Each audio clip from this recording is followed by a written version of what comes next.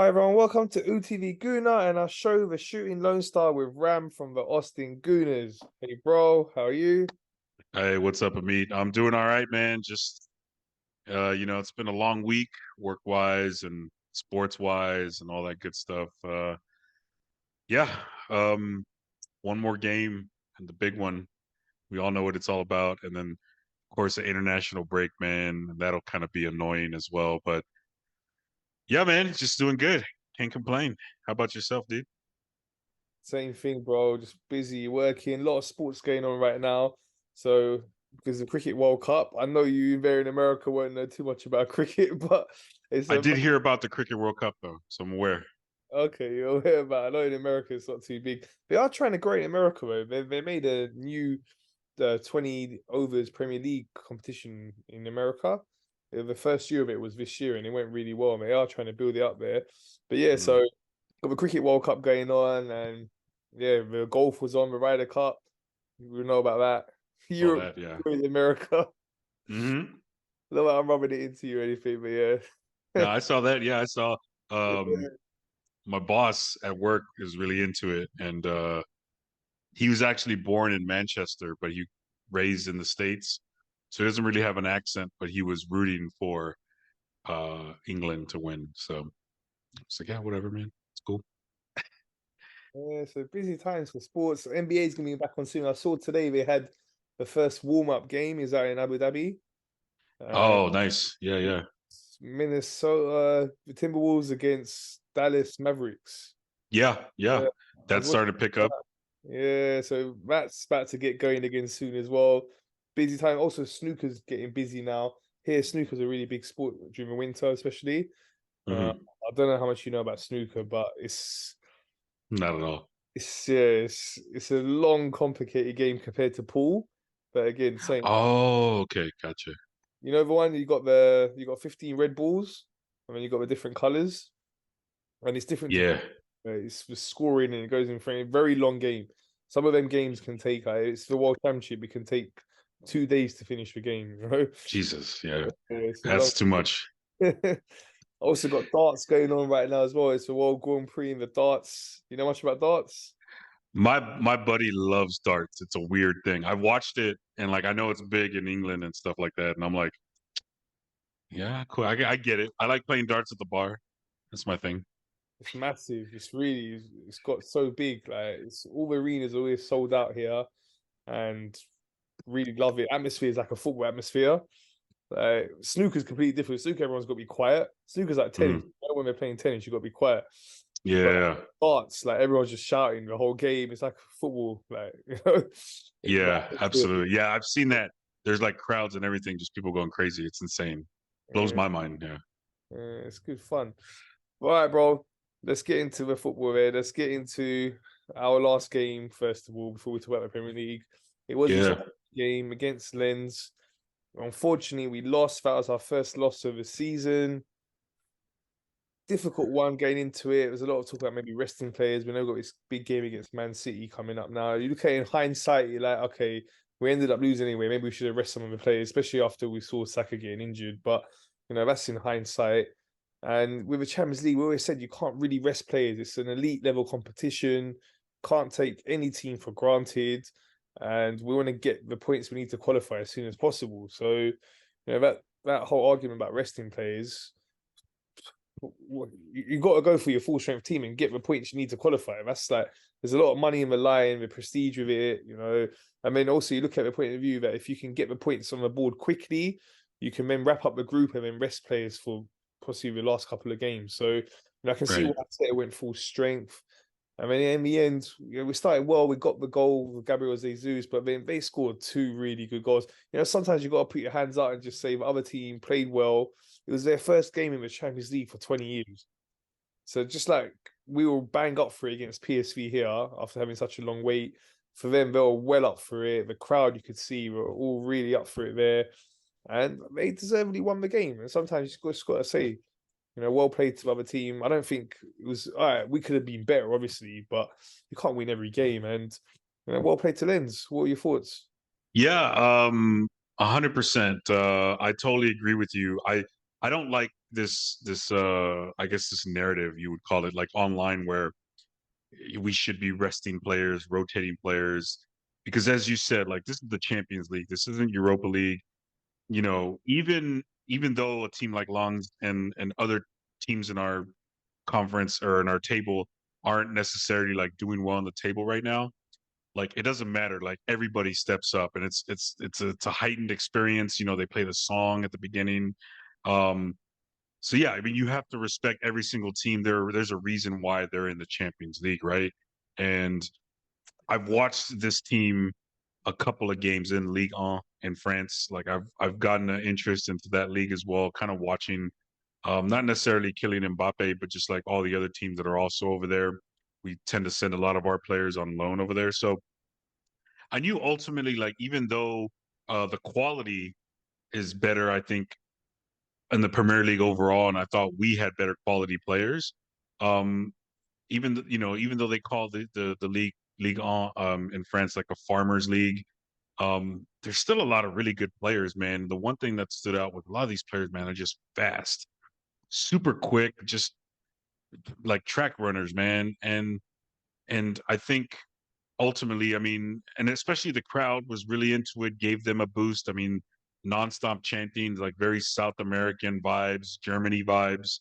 Um, what we try to replicate here with MLS, you know, fans and drums and music playing, that kept the players going, at least their players, for the whole game. And I thought, you know, especially early on, I thought like, okay, like we gotta like withstand, because they came out, they were like attacking us and doing really well, and I thought we just need to hold that up for a little bit, score a goal on the counter attack, and then we'll be able to kind of like just let the quality take over, right? And it started out that way, man. Like we, you know, Kyle Saka with an incredible pass, Gabriel Jesus with an incredible finish. We started good, and I think just over time, I don't know if it was just, you know, as you said, like losses happen. You can't win every single game. Although I will point out, you know, one team did win every single game in the Premier League, but all across all competitions, it's really hard to like really do well and not lose. And you're gonna drop a game every now and then. And this just so happened to be it. Um, and I think ultimately, like they were just up for it. As you said, our first Champions League game in such a long time. We were, you know, was really good at the Emirates. And for them, I can't pronounce like what their stadium's called, but like for them, it was the same atmosphere, man. First Champions League game in longer, 20 years. And they're typically not a team that's up in the top four, right? The reason why it's been such a long time, they're kind of a mid-table, bottom table team. But last year they had a good run. They were able to like get into the Champions League. So these things happen. And you know, I'm not saying that we couldn't have played better, or like, you know, a lot of our players struggled, and and that's what happens when you struggle, you lose. And you know, not every time, there's been a lot of times where we've been struggling and we've been able to pull out the win. Um, I thought even then, like I like the, you know, a big theme with this team, Mikel Arteta's teams, is that we continue to fight no matter what, and we fought to the very end, and we threatened, and there's a lot of times we could have scored, man. But coulda, woulda, shoulda didn't happen. So the loss sucks, and it just makes it more difficult. I think if we do want to rest players in midweek, um, we would have wanted to win this game so that the final 2, 3 games we can just rest the players. But we lost that, I guess, luxury on Wednesday. Um, so hopefully we can win a couple of the next ones. We have to probably play strong squads, win the next ones, and then hopefully set ourselves up to be able to rest during the midweek, because it's not going to get any easier. Um, but this is the challenge that we've been kind of living up to. So yeah, it sucks to lose, but what can you do? Yeah, bro. Just move on to the next one. Still very confident that we'll win that group. We saw in the other game, Seville drew with PSV, so that's like them. Both of them have got less points than us. Seville got 2, Mhm. PSV 1, and Lens are ahead of us by only 1 point. I'm confident we'll beat Lens when they come here. So you know, still that the next 2 games against Seville, if we can pick up 4 points, maybe get a draw there, win here, ideally get 6, but if we get 4, then beat Lens here. I think that's it. We'll be topping the group. You know, Yeah, we'll be fine. yeah, we'll be fine. Not worried about Yeah, that. we're still in a good position. Like we're okay. Yeah, so all good in terms of qualifying. Hopefully for us. So, like when I saw Man United's result, I was like, they're in massive trouble. 0 points and they got four games to now try and turn that around. And we got Bayern Munich in their group. They got to Yep. go beat to Galatasaray. They're in big trouble. But yeah, we're fine. We haven't got to worry. We're gonna definitely qualify. I hope we can top the group. But yeah, Yep. not worried. I'm pretty confident we'll top the group. So let's talk now about the Premier League, bro. Our last game, beautiful win. We've been looking for that sort of nice, comfortable win in the Premier League. We've not had that this season so far. The only game that's been really comfortable was that one against PSV. But this one in the Premier League, it was due to have a nice, comfortable win, dominated the whole game, nice goals. Saka was there in the right position for his opening goal. Doesn't normally score a lot with his head, so that's good for him to get a goal with his head. And then we saw the penalty situation then. So normally Saka is our penalty taker, but he's been sharing with Odegaard. So Odegaard took the penalty this time. Then the third one, they decided to give it to Havertz, boost his Oh confidence. boy. That's really good. That's great team ethics there. You know, that they said it as well after the game. They want him to do well. They want to build his confidence. He works very hard in the games, in training. I heard Declan Rice speaking about it, and you know that was great to see that team bond that we have to do something like that. And then fourth goal rounded off by Ben White.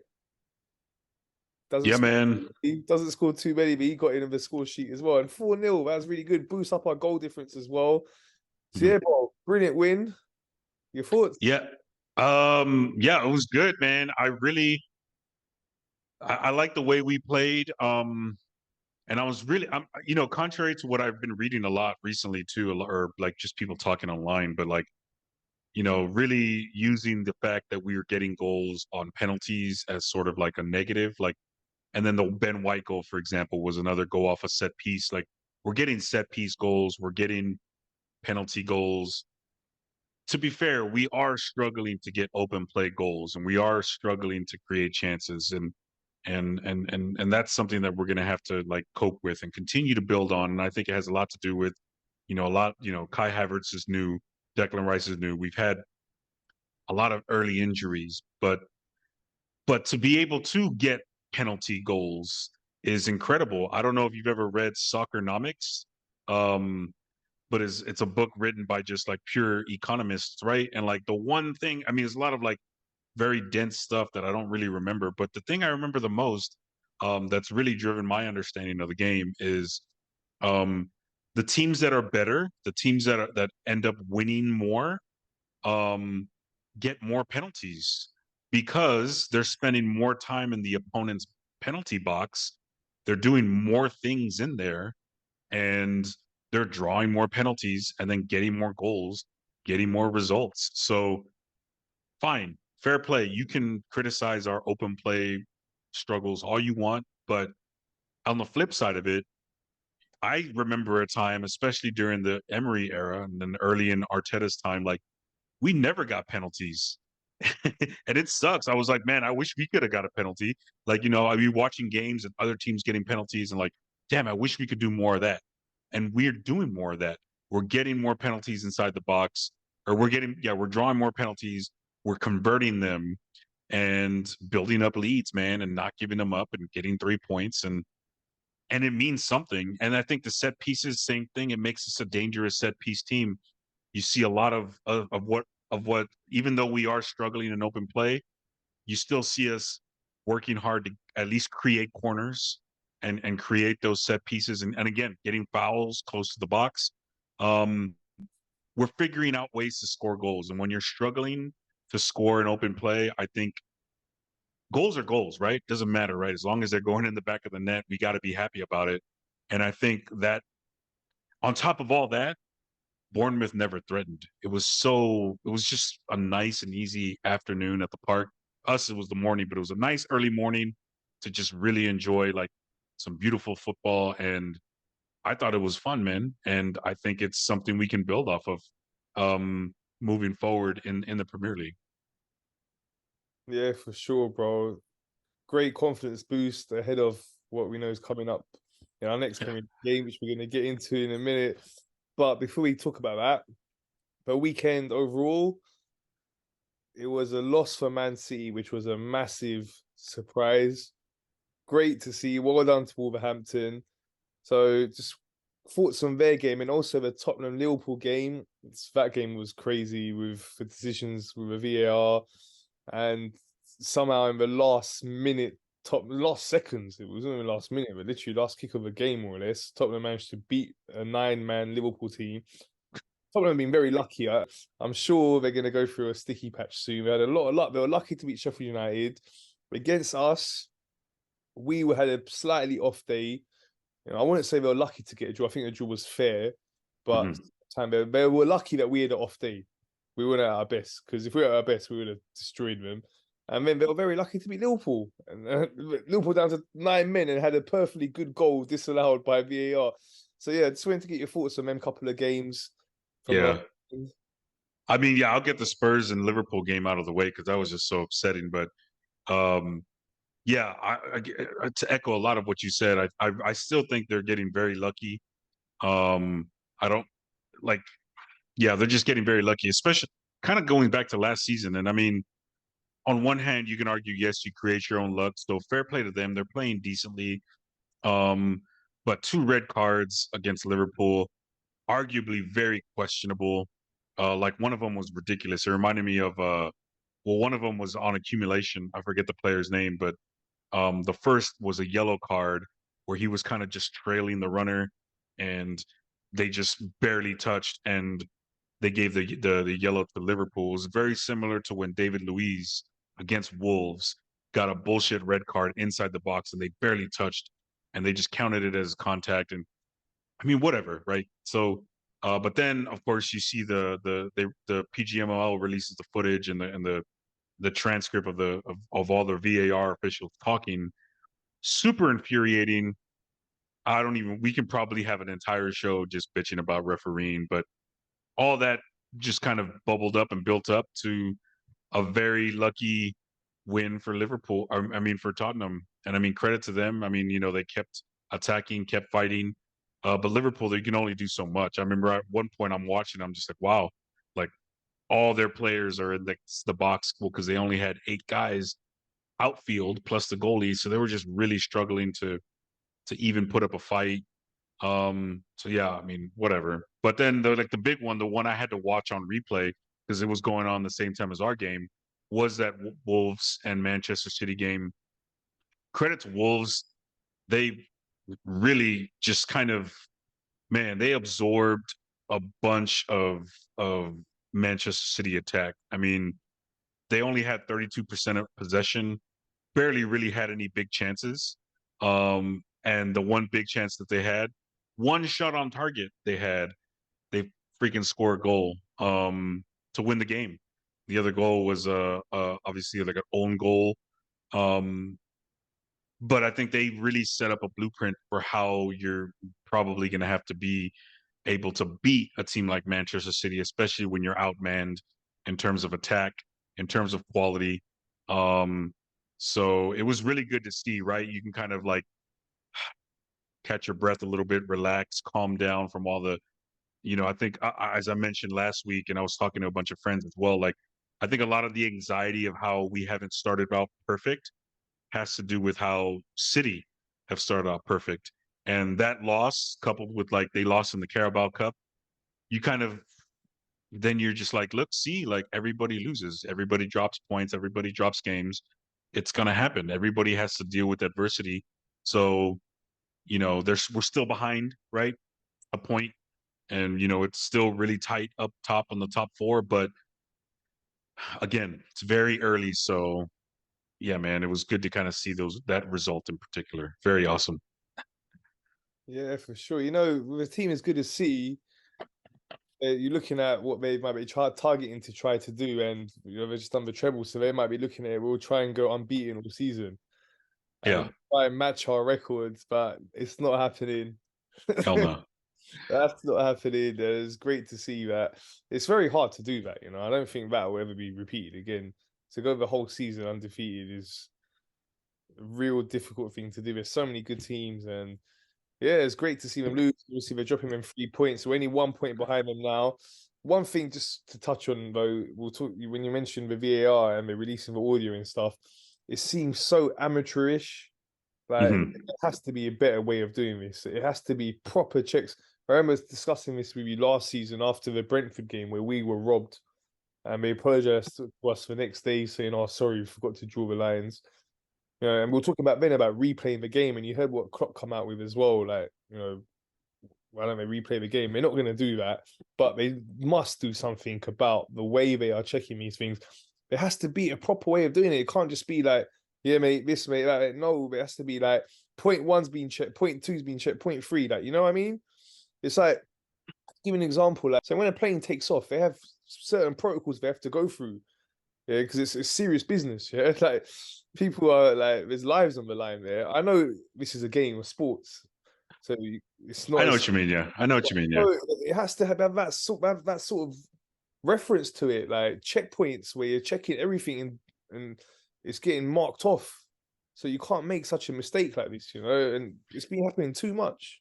Yeah, well, and to borrow your metaphor of like the planes, but like I think overall VAR is good for the game. I'm a big fan of replays, right? Because it's been a reality in American sports for such a long time. Um, and overall, like I think it makes watching sports more enjoyable because you do get more justice more often than not. Like you get the calls right. But again, to go with this metaphor of planes, if 99%, like 99 out of 100 flights, um, are successful, that leaves one plane crash.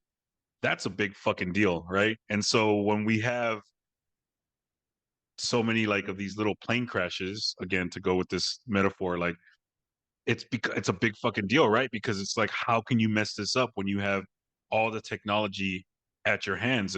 And yeah, listening to the audio, I was thinking like, they were like, yep, check is good. And then they realized after they decided that it was all good, they were like, wait a minute. The call on the field was this. And I was like, how do you not establish that at the beginning of the freaking discussion? You know what I mean? Like exactly as you said, checks. Like saying, okay, the call on the field is this. All right. So now let's look at it based on what the call on the field was. You listen to that audio, they were like, yep, check is complete. And then it was like, well, wait a minute. It was called offsides on the pitch. And they're like, whoa, this is wrong. And you're like, bro, what? Like, how do you not know what the initial call is? And you're checking, like, you don't even know what you're checking now at that point. Like, these are professionals. The one solution that I can think of is you got to put, like, it seems to be like there's a lot of officials who are kind of already past their prime and like they're sort of done and on the way out. um, I think it should be in reverse to where if you want to become a Premier League ref, if you want to go to the top, I think part of like paying your dues is being a VAR ref. Because I think if you put referees in there who are probably slightly a little bit more younger and more familiar with the technology, but also hungrier and want to like advance, and the tip top needs to be you get to be that center ref on Premier League day, right? So you have to work your way up to that. So I think one of the one of the things you have to do is be a successful VAR ref, because then you might get more people in that position who will take it absolutely seriously because they know that their dream is on the line, and their dream being the center guy that gets to blow the whistle to start the game. Like that for me is probably like what I think would be like a simple fix. I don't know what goes into like selecting these people or whatever, but you have to like you have to raise the, I guess, the expectations and the level, if you will. Like we talk a lot about on our teams and on the pitch, like level raisers. Like you have to like raise the standards, and until we raise the standards, we're gonna just keep getting a bunch of these like, oh my bad, we messed up. Like, wow, like that's a big deal, bro. Like that means that You know, apology, jobs not cutting people it. Like, people you can't just say yeah sorry. You're like, yeah. yeah people lose their jobs. Teams miss out on Champions League and miss out on millions of dollars. Like and players, yeah, people lose their jobs. I could just stop there. Like people lose their jobs based on these mistakes. So you got to fix it, man. Yeah, big time. Like, and you know, other Liverpool fans obviously be very upset. So it's not just for money involved and people losing jobs, etc. It's the emotion of it as well. You know, unfairly, people are getting upset. Like we were very upset last season after that we saw the Brentford one, what they done to us there. So I really, really got upset. And like I say, there has to be. It's so simple. But everything, if it's an offside goal, the 5, 6 things have to be checked. Yeah, and you've got to tick it off. Then you can't make these mistakes. You know, it's just Hmm. so. It seemed like they were just chilling amongst their friends, just having a little conversation. Yeah. You know, like come on, like some serious business. You cannot be doing that. Yeah, there has to be a proper protocol, checklist, check everything, whatever angles, everything. Get it checked 3 times if you need to. There's no rush. All right, we say you don't want to slow down the game, but you want to get the right decision. End of the day, Get that's the the right decision, and then you're already adding a shitload of stoppage time. Just add stoppage time, bro. Want to yeah. get the call right. Yeah, for sure. And what about this then? Your thoughts on this one as well? So then, when they've made the decision, they've realized it was a wrong decision. Only a couple of minutes later, why could they not then pause the game and go back? But not, there wasn't any major incident between them realizing and what 2 minutes maybe. And I think they said the ball went out of play as well. At that point, surely they can just say to the referee, "Look, we made a mistake. Roll the clock back 2 minutes. Take it back. It was a goal. Give it a Yeah. goal." Yeah, I definitely saw that, like watching, and you saw like there wasn't really any major incidents happening. It was just a couple of exchanges of possession, passing around. Nothing really happened. They could have stopped it, but they didn't, and it's ridiculous, and I hate it. And yeah, I watched it, and I was so like, I didn't want to see it because I was everybody's talking about how infuriating it was. And I'm like, nah, I'll skip it. But then I was like, fuck it, let me watch. And I was like, yep, that's just upsetting, bro. Like, and that's probably the cleaned up version. Like they probably had to fix it a little bit to like, release it, but whatever, man. What can you do? I wish you could do more. They better not be doing any of them things to us this season, man. Yep.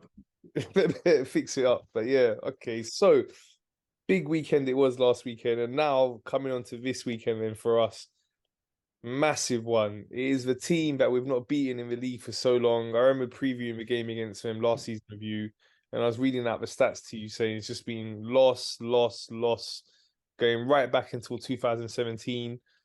You know, Arteta's never managed to beat Pep in the Premier League. We're talking 2017, 6 years now since we beat him in the Premier League. It's due. I'm hoping this is the weekend. This is the game we're going to do it. We've come close. Remember the one where Rodri got that goal right towards the end. We were really unlucky in that game, the 2-1 a couple of seasons back.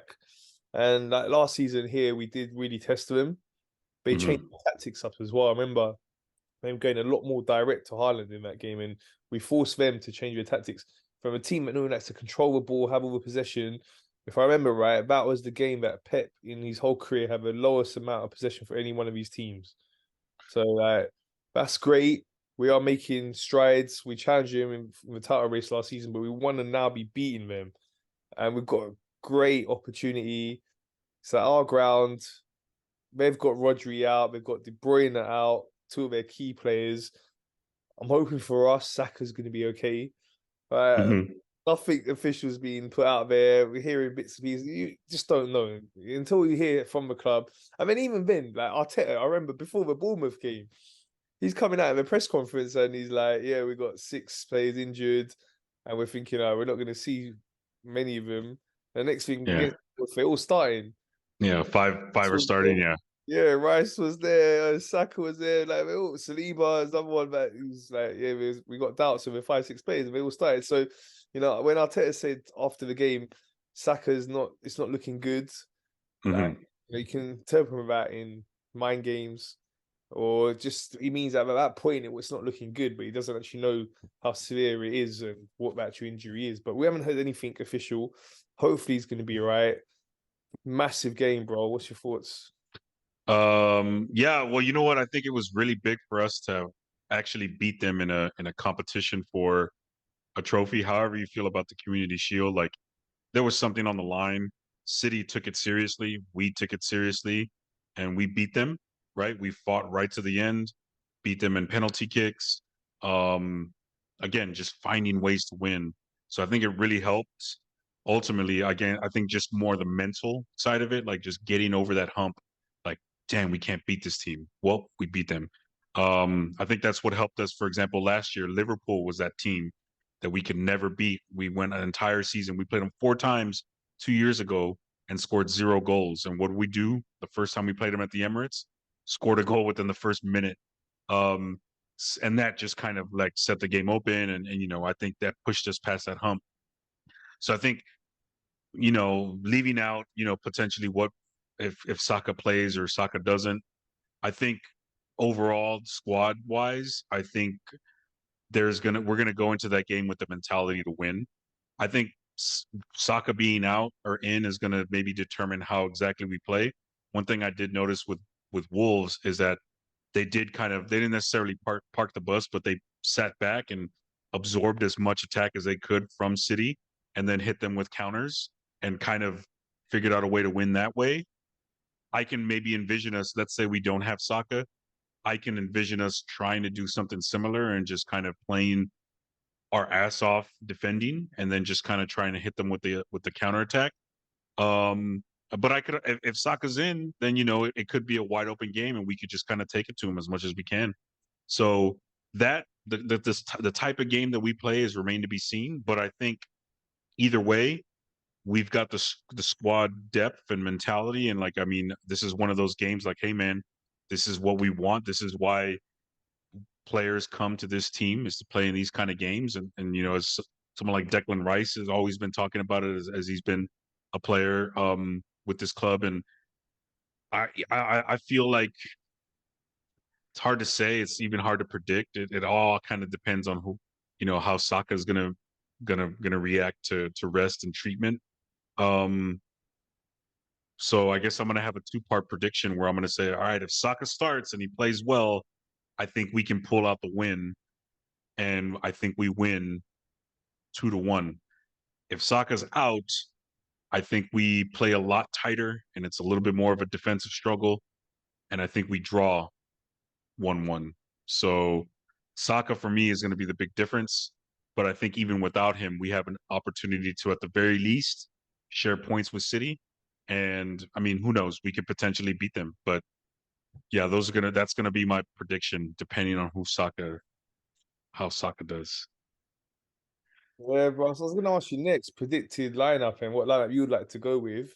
Uh-huh.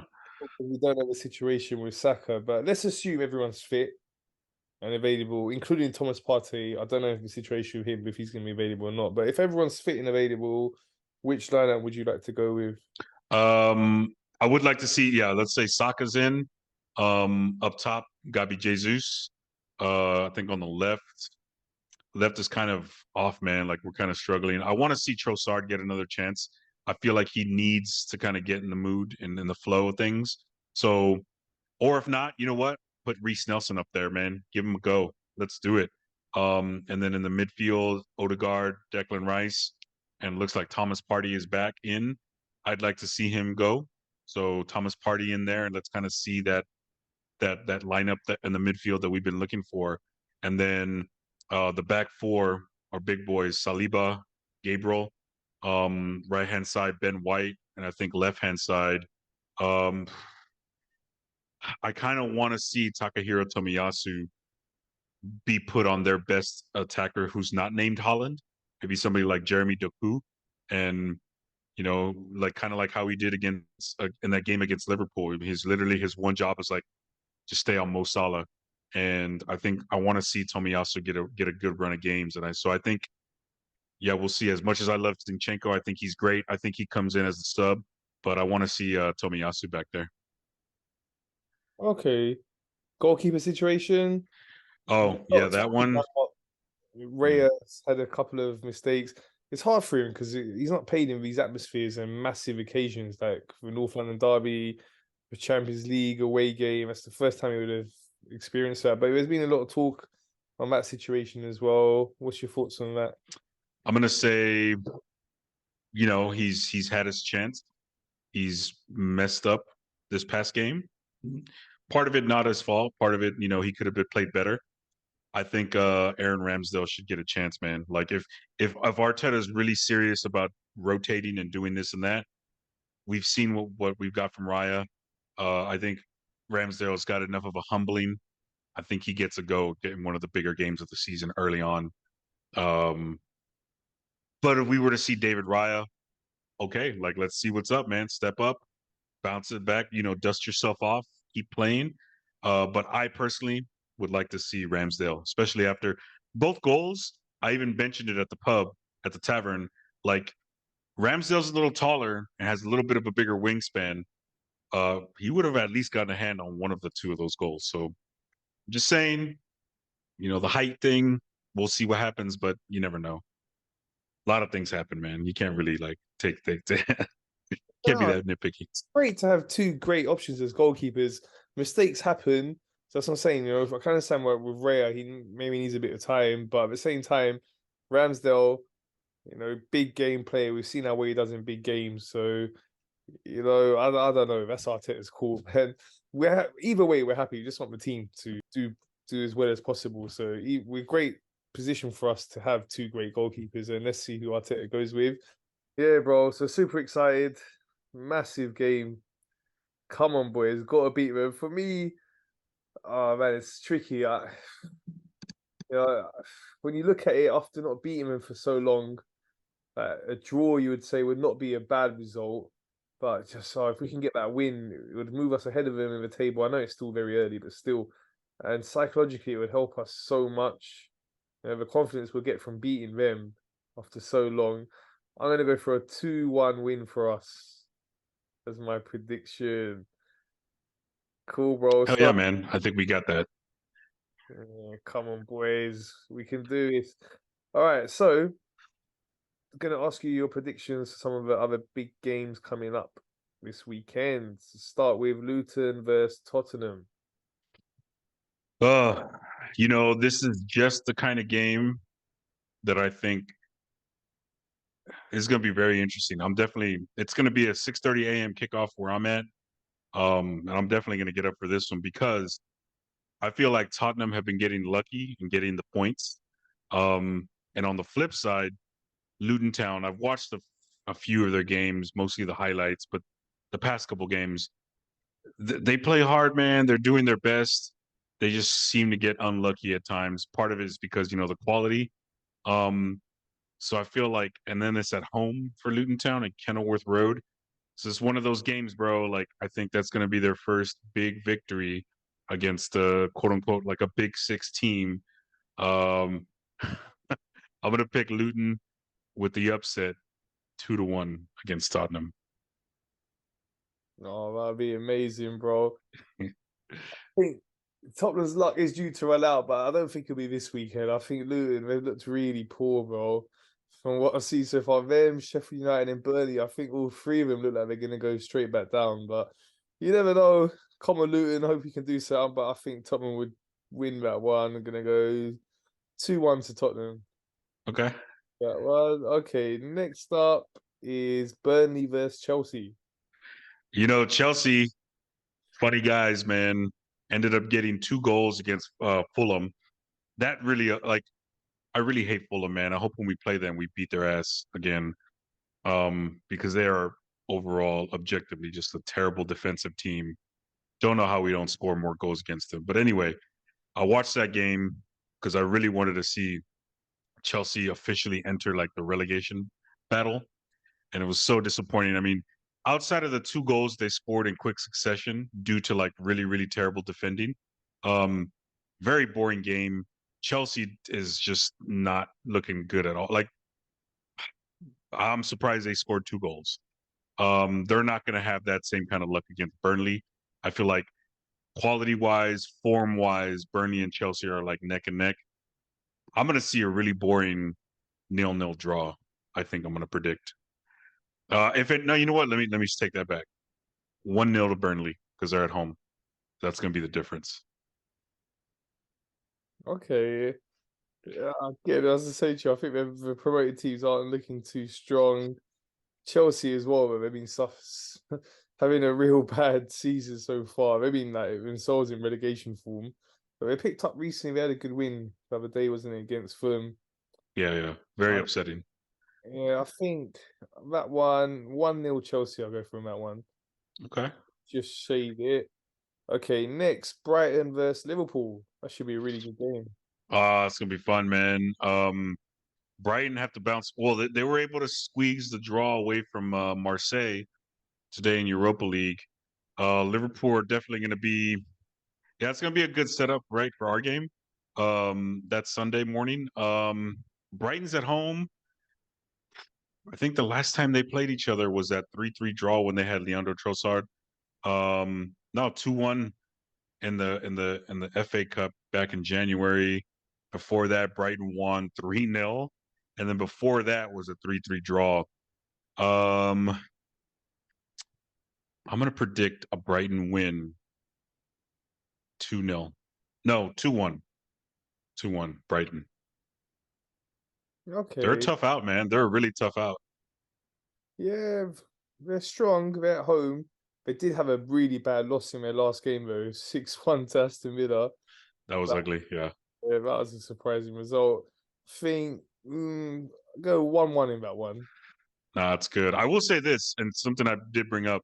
Brighton is that team. They'll either like just destroy you or like just crush your soul, win a game, or they're gonna get their ass beat like that Villa game 6-1.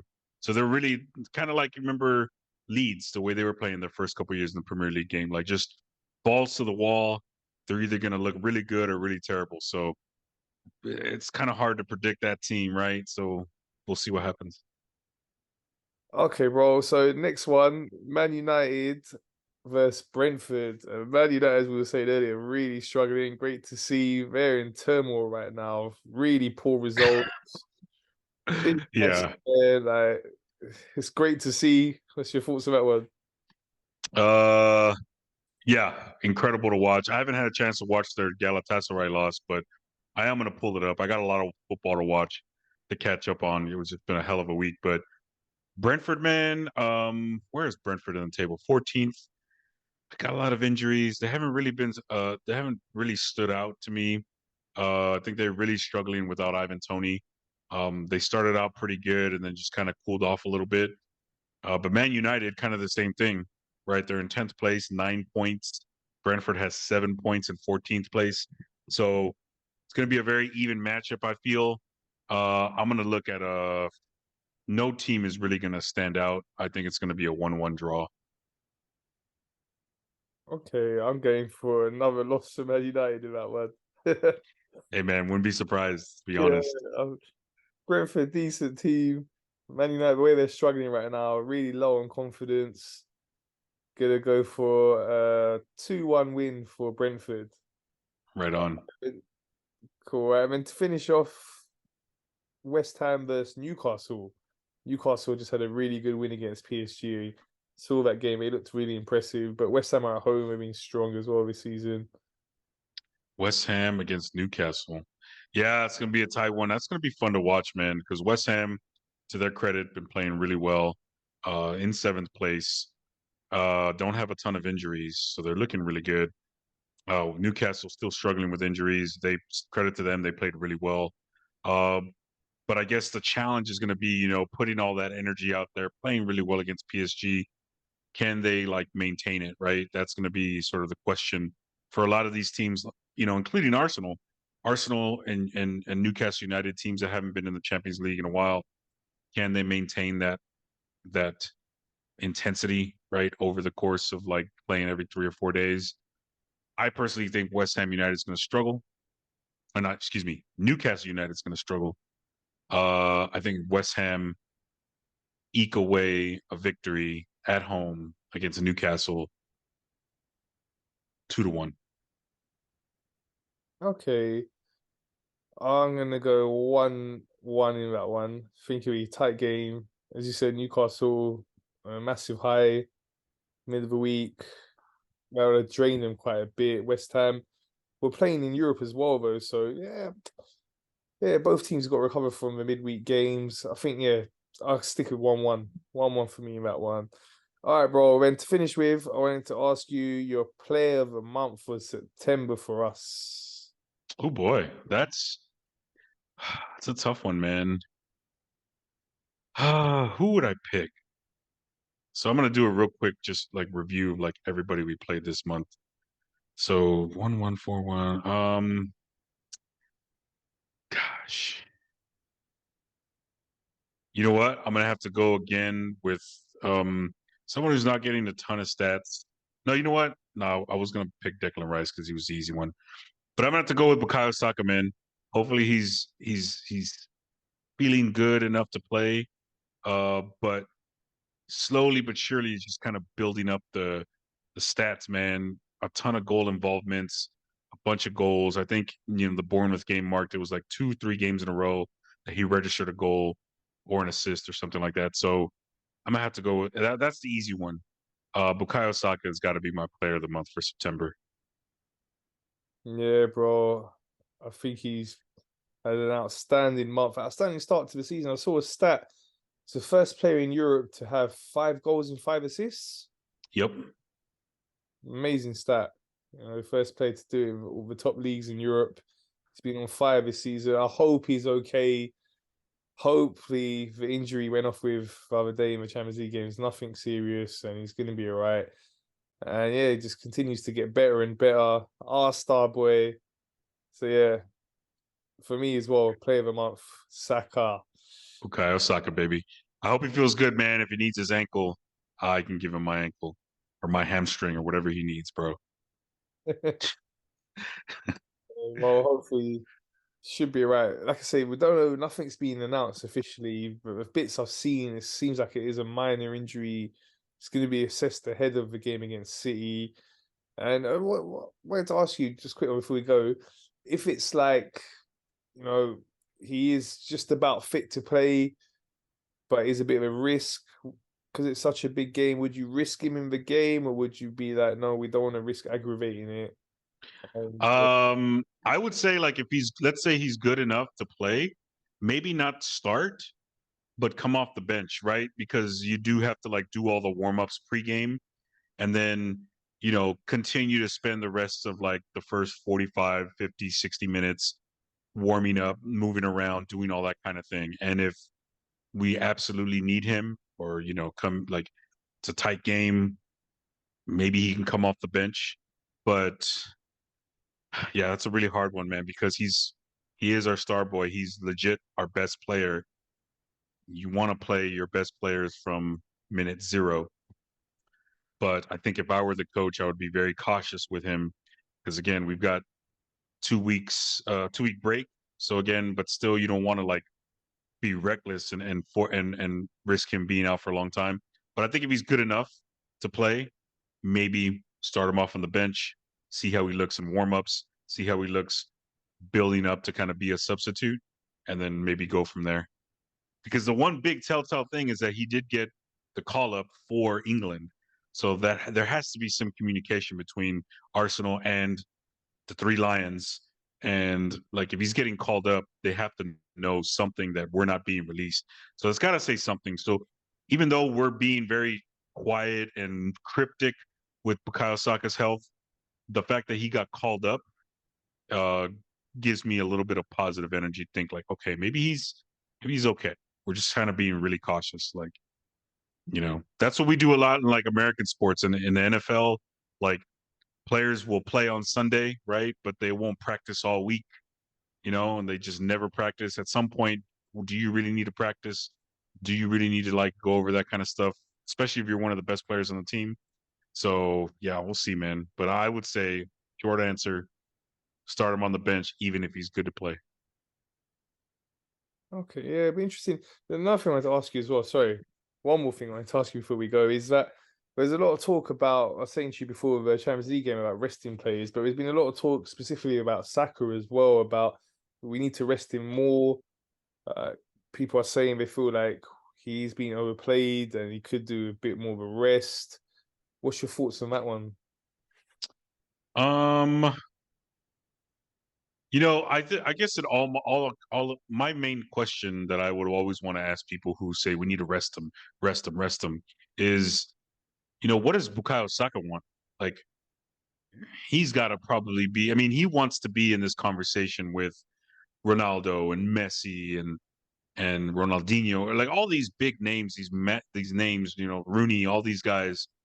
They played every 3-4 days, just kind of like Arteta said that one time. Like, he probably, I put money on it. Like, and of course, as a coaching staff, as a medical staff, you have to sometimes save players from themselves. Be like, okay, sure, you want to play, but you can't play.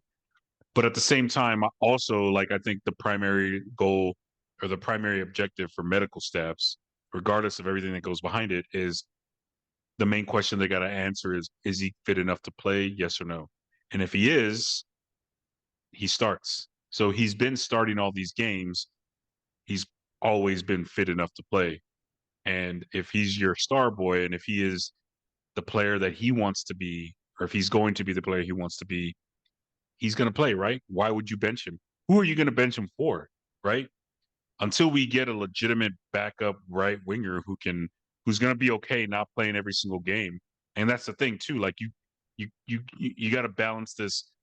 You don't want to drop off, but then are you going to be able to recruit a player that's going to be willing to sit behind Saka, but then also when he plays is going to keep the level up? So it's just like, I mean, I always the question like, all right, rest Saka, who do we play?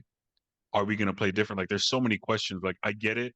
You want the star boy to last forever, but again, it's Champions League. Like, why would you start? Like, you rest players in game, as we talked about, 4, 5, and 6, depending on how far ahead we are on the table.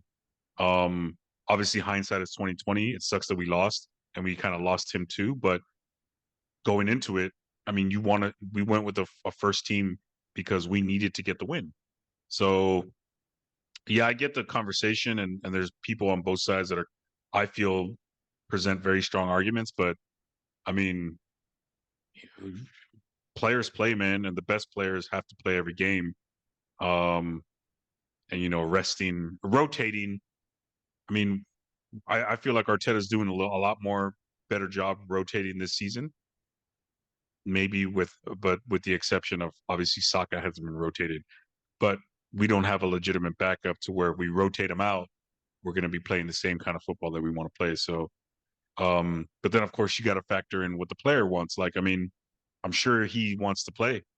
I mean, there's stories about him just a consummate professional and just always putting in extra work at the training ground. So, I mean, if you're going to bench him just for rest, like, I'm pretty sure that's going to have a ripple effect that could be negative. So, I don't know, man. I say start him. It sucks that he got hurt, but injuries are part of the game, man. And I think, if we had to do it all over again, I'm sure Saka doesn't want to, fail. Yeah, bro. Like I say, there's two sides to the argument. You want to try and make sure you're protecting the player, keeping him fresh as you can. But at the same time, as you said, player wants to play. Best player for us in that position. There's not many options. We saw in the Champions League game when he came off, we bought on Fabio Vieira, and like, Fabio Vieira is a good player, but he's not a like for like replacement.